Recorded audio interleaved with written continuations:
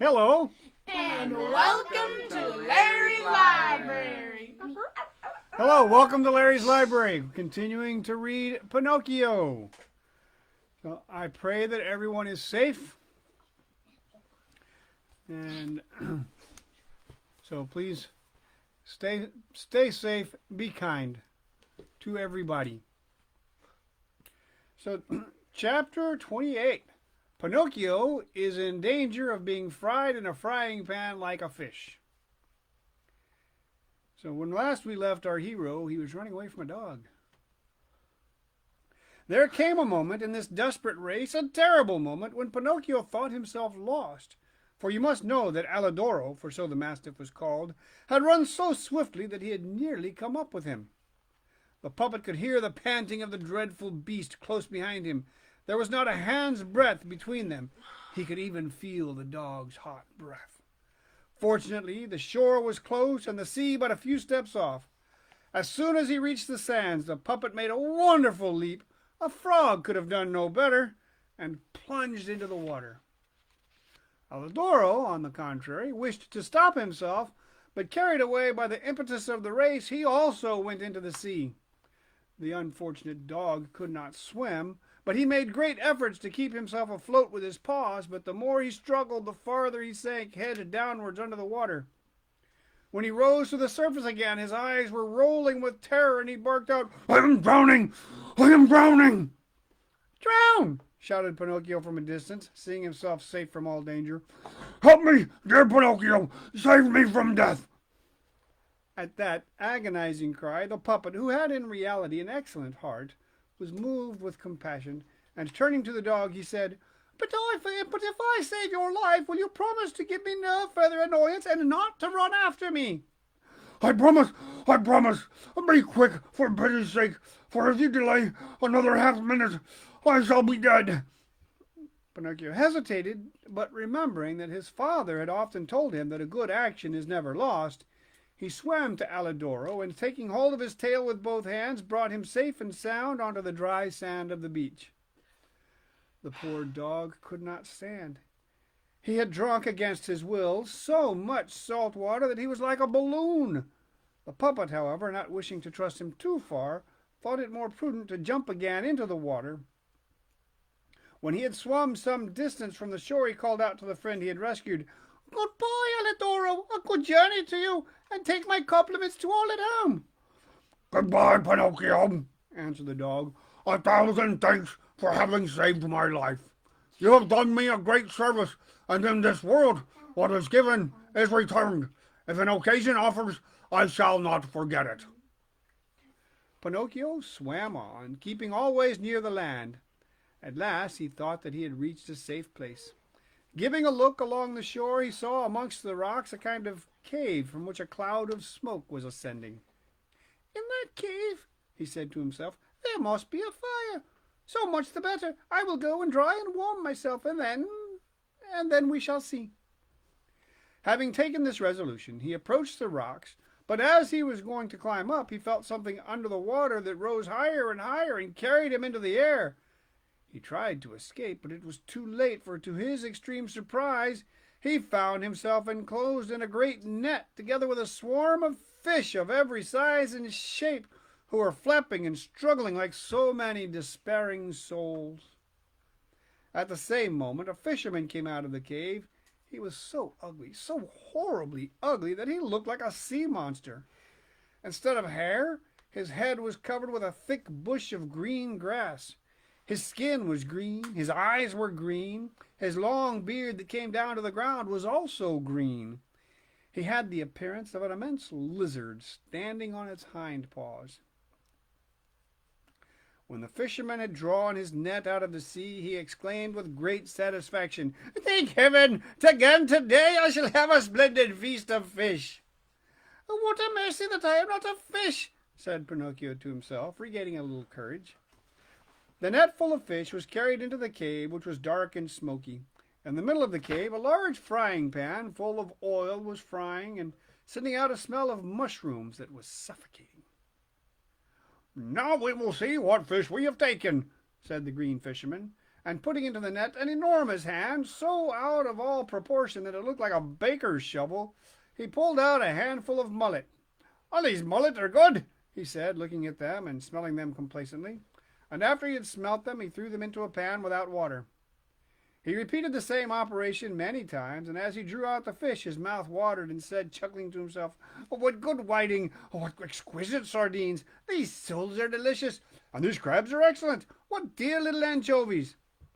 I need not tell you that the whiting, the sardines, the soles, the crabs, and the anchovies were all thrown promiscuously into the pan to keep company with the mullet.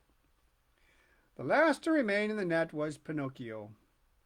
No sooner had the fisherman taken him out than he opened his big green eyes with astonishment and cried, half frightened, "What species of fish is this? Fish of this kind I never remember to have eaten." And he looked at him again attentively, and having examined him well all over, he ended by saying, "I know, he must be a crawfish." Pinocchio, mortified at being mistaken for a crawfish, said in an angry voice, "A crawfish indeed! Do you take me for a crawfish? What treatment! Let me tell you that I am a puppet." "A puppet?" replied the fisherman. "To tell the truth, a puppet is quite a new fish for me. All the better. I shall eat you with greater pleasure." "Eat me? But will you understand that I am not a fish? Do you hear that I talk and reason as you do?" "That is quite true," said the fisherman. "As I see that you are a fish possessed of the talent of talking and reasoning as I do, I will treat you with all the attention that is your due." "And this attention?" "In token of my friendship and particular regard, I will leave you the choice of how you would like to be cooked. Would you like to be fried in the frying pan, or would you prefer to be stewed with tomato sauce?" "To tell the truth," answered Pinocchio, "if I am to choose, I should prefer to be set at liberty and to return home." "You are joking. Do you imagine that I would lose the opportunity of tasting such a rare fish? It is not every day, I assure you, that a puppet fish is caught in these waters. Leave it to me. I will fry you in the frying pan with the other fish, and you will be quite satisfied. It is always consolation to be fried in company." At this speech, the unhappy Pinocchio began to cry and scream and to implore for mercy, and he said, sobbing, "How much better it would have been if I had gone to school! I would listen to my companions now, and would listen to my companions, and now I am paying for it." And he wriggled like an eel and made indescribable efforts to slip out of the clutches of the green fisherman. But it was useless. The fisherman took a long strip of rush, and having bound his hands and feet as if he had been a sausage, he threw him into the pan with the other fish. He then fetched a wooden bowl full of flour and began to flour them each in turn, and as soon as they were ready, he threw them into the frying pan.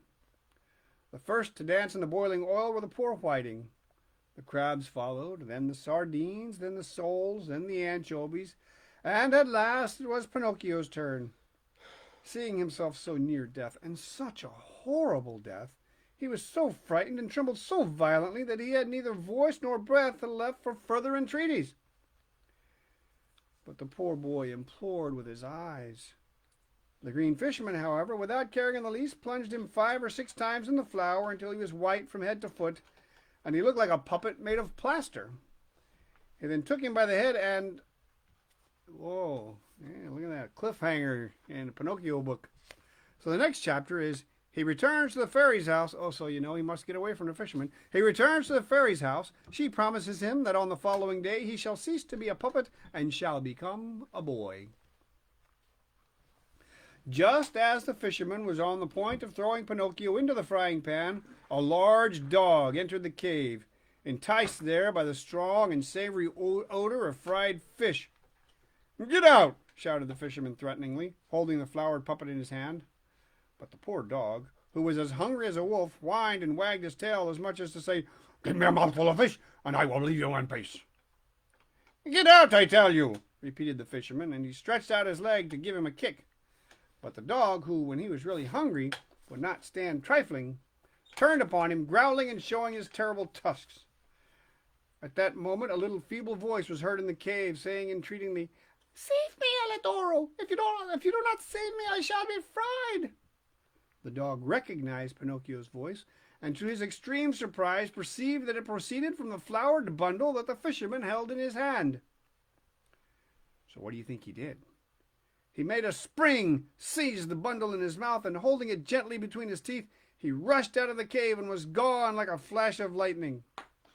The fisherman, furious at seeing a fish he was so anxious to eat snatched from him, ran after the dog. But he had not gone many steps when he was taken with a fit of coughing and had to give it up. Alidoro, when he had reached the path that led to the village, stopped and put his friend Pinocchio gently on the ground. "How much I have to thank you for," said the puppet. "There is no necessity," replied the dog. "You saved me, and I have now returned it. You know that we must all help each other in this world." We could all use that lesson. "But how came you to the cave?" "I was lying on the shore more dead than alive when the wind brought to me the smell of fried fish. The smell excited my appetite, and I followed it up. If I had arrived a second later—" "Do not mention it," groaned Pinocchio, who was still trembling with fright. "Do not mention it. If you had arrived a second later, I should by this time have been fried, eaten, and digested. Urgh! It makes me shudder only to think of it." Alidoro, laughing, extended his right paw to the puppet, who shook it heartily in token of great friendship, and they then separated. The dog took the road home, and Pinocchio, left alone, went to a cottage not far off, and said to a little old man who was warming himself in the sun, "Tell me, good man, do you know anything of a poor boy called Eugene who was wounded in the head?" "The boy was brought by some fishermen to this cottage, and now he is dead," interrupted Pinocchio with great sorrow. "No, he is alive, and he has returned to his home." "Not really, not really," cried the puppet, dancing with delight. "Then the wound was not serious." "It might have been very serious and even fatal," answered the little old man, "for they threw a thick book bound in cardboard at his head." "And who threw it at him?" "One of his schoolfellows, a certain Pinocchio." "And who is this Pinocchio?" asked the puppet, pretending ignorance. "Well, they say that he is a bad boy, a vagabond, and a regular good-for-nothing." "Calumnies, all calumnies." "Do you know this Pinocchio?" "By sight," answered the puppet. "And what is your opinion of him?" asked the little man. "He seems to me to be a very good boy, anxious to learn and obedient and affectionate to his father and family." Whilst the puppet was firing off all these lies, he touched his nose and perceived that it had lengthened more than a hand. Very much alarmed, he began to cry out, "Don't believe, good man, what I have been telling you. I know Pinocchio very well, and I can assure you that he is really a very bad boy, disobedient and idle, who instead of going to school runs off with his companions to amuse himself." He had hardly finished speaking when his nose became shorter and returned to the same size that it was before. "And why are you all covered with white?" asked the old man suddenly. "I will tell you. Without observing it, I rubbed myself against a wall which had been freshly whitewashed," answered the puppet, ashamed to confess that he had been floured like a fish prepared for the frying pan. "And what have you done with your jacket, your trousers, and your cap?" "I met with robbers who took them from me. Tell me, good old man, could you perhaps give me some clothes to return home in?" "My boy, as to clothes, I have nothing but a little sack in which I keep beans. If you wish for it, take it. There it is." Pinocchio did not wait to be told twice. He took the sack at once, and with a pair of scissors he cut a hole at the end and at each side and put it on like a shirt, and with this slight clothing he set off for the village. But as he went he did not feel at all comfortable, so little so, indeed, that for a step forward he took another step backwards, and he said, talking to himself, "How shall I ever present myself to my good little fairy? What will she say when she sees me? Will she forgive me this second escapade? I bet that she will not forgive me. Oh, I am sure that she will not forgive me, and it serves me right, for I am a rascal. I am always promising to correct myself, and I never keep my word." When he reached the village, it was night and very dark. A storm had come on, and as the rain was coming down in torrents, he went straight to the fairy's house, resolved to knock at the door and hoping to be let in. But when he was there, his courage failed him, and instead of knocking, he ran away some 20 paces. He returned to the door a second time, bless you, but could not make up his mind. He came back a third time. Still he dared not. The fourth time he laid hold of the knocker and, trembling, gave a little knock. He waited and waited, At last, after half an hour had passed, a window on the top floor was opened. The house was 4 stories high, and Pinocchio saw a big snail with a lighted candle on her head looking out. She called to him, "Who is there at this hour?" "Is the fairy at home?" asked the puppet. "The fairy is asleep and must not be awakened. But who are you?" "It is I." "Who is I?" "Pinocchio." "And who is Pinocchio?" "The puppet who lives in the fairy's house." "Ah, I understand," said the snail. "Wait for me there. I will come down and open the door directly." "Be quick, for pity's sake, for I am dying of cold." "My boy, I am a snail, and snails are never in a hurry." An hour passed, and then 2, and the door was not opened. Pinocchio, who was wet through and trembling from cold and fear, at last took courage and knocked again, and this time he knocked louder. At this second knock, a window on the lower story opened, and the same snail appeared at it. "Beautiful little snail!" cried Pinocchio from the street. "I have been waiting for 2 hours, and 2 hours on such a bad night seems longer than 2 years. Be quick, for pity's sake." "My boy," answered the calm, phlegmatic little animal, "my boy, I am a snail, and snails are never in a hurry." And the window was shut again. Shortly afterwards midnight struck, then 1 o'clock, then 2 o'clock, and the door remained still closed. Pinocchio, at last, losing all patience, seized the knocker in a rage, intending to give a blow that would resound through the house. But the knocker, which was iron, turned suddenly into an eel, and slipping out of his hands, disappeared in the stream of water that ran down the middle of the street. "Ah, is that it?" shouted Pinocchio, blind with rage. "Since the knocker has disappeared, I will kick instead with all my might." And drawing a little back, he gave a tremendous kick against the house door. The blow was indeed so violent that his foot went through the wood and stuck. And when he tried to draw it back again, it was trouble thrown away, for it remained fixed like a nail that has been hammered down. Think of poor Pinocchio. He was obliged to spend the remainder of the night with one foot on the ground and the other in the air. The following morning at daybreak, the door was at last opened. That clever little snail had taken only 9 hours to come down from the 4th story to the house door. It is evident that her exertions must have been great. What are you doing with your foot stuck in the door?" she asked the puppet, laughing. "It was an accident. Do try, beautiful little snail, if you cannot release me from this torture." "My boy, that is the work of a carpenter, and I have never been a carpenter." "Beg the fairy from me." "The fairy is asleep and must not be awakened." "But what do you suppose that I can do all day nailed to this door?" "Amuse yourself by counting the ants that pass down the street." "Bring me at least something to eat, for I am quite exhausted." "At once," said the snail. In fact, after 3 hours and a half, she returned to Pinocchio, carrying a silver tray on her head. The tray contained a loaf of bread, a roast chicken, and 4 ripe apricots. "Here is the breakfast that the fairy has sent you," said the snail. The puppet felt very much comforted at the sight of these good things, but when he began to eat them, what was his disgust at making the discovery that the bread was plaster, the chicken cardboard, and the 4 apricots painted alabaster. He wanted to cry. In his desperation, he tried to throw away the tray and all that was on it, but instead, either from grief or exhaustion, he fainted away. When he came to himself, he found that he was lying on a sofa, and the fairy was beside him.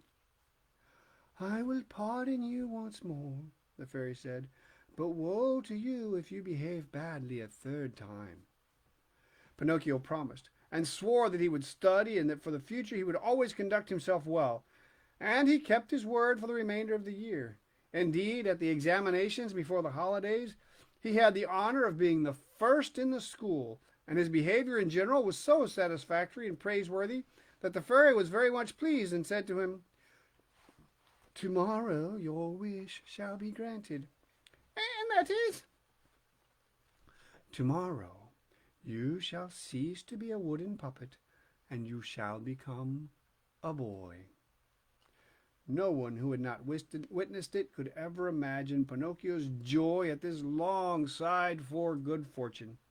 All his schoolfellows were to be invited for the following day to a grand breakfast at the fairy's house, that they might celebrate together the great event.